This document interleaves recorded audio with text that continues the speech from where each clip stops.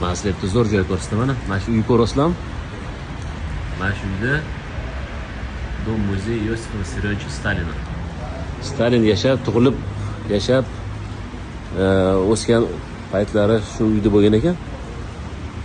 Muzey arxitekturniy bir qanaqadir tarixiy obida qilib qolishibdi. Mana uylarning orqasini ko'rib, mana bitta pishgan g'ish loyga o'tkazilgan, mana orqalari va shu xom g'ish ekan. Mana xom g'ish polностью. Shu bir uy ham unaqa katta emas, bir 6 metrga 3 metrmikin, 18-20 kvadrat atrofida uyda yashagan ekanlar. So'ng Sovetskiy Soyuzi juda katta territoriyani qaqshatib, Ikkinchi jahon urushida o'zini mehnati bilan mashhur bo'lgan bir shaxs. Mana qaranglar, mana yo'q yozib qo'yibdi.